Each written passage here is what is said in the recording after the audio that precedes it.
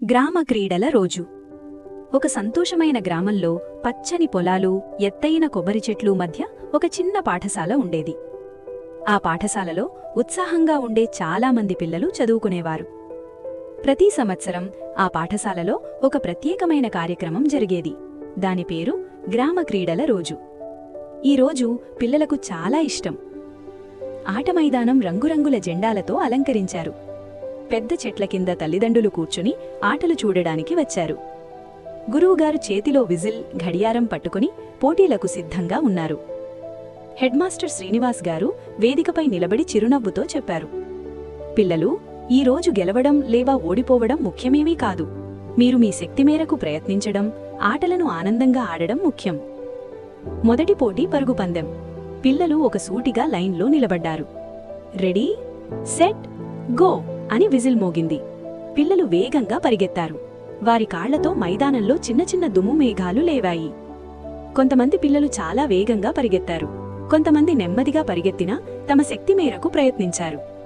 తల్లిదండ్రులు, గురువుగారు అందరికీ చప్పట్లు కొట్టారు. తరువాత వచ్చిన ఆట తాడులాగుడు. రెండు టీములు ఒక పెద్ద తాడును పట్టుకుని బలంగా లాగాయి. లాగండి, లాగండి అని అందరూ కేకలు పెట్టారు. చెట్టు కింద కూర్చున్న తాతయ్యలు, అమ్మమ్మలు కూడా ఉత్సాహంగా ప్రోత్సహించారు. చివరికి అన్ని ఆటలు పూర్తయ్యాయి.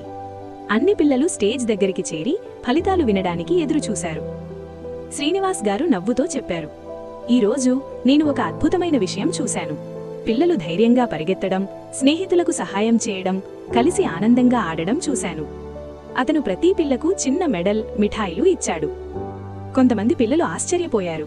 ఒక బాలుడడిగాడు, సార్, అందరికీ బహుమతులెందుకిస్తున్నారు? శ్రీనివాస్ గారు మృదువుగా చెప్పారు, ఎందుకంటే నిజమైన విజయమంటే పోటీలో పాల్గొనడం.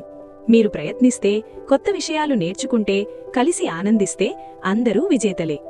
పిల్లలు సంతోషంగా చప్పట్లు కొట్టారు. ఆ రోజు ఆట మైదానం ఆటలతోనే కాదు, ఆనందం, స్నేహం, ధైర్యంతో కూడా నిండిపోయింది. ప్రతి పిల్లవాడు ఆనందంగా ఇంటికి వెళ్లాడు.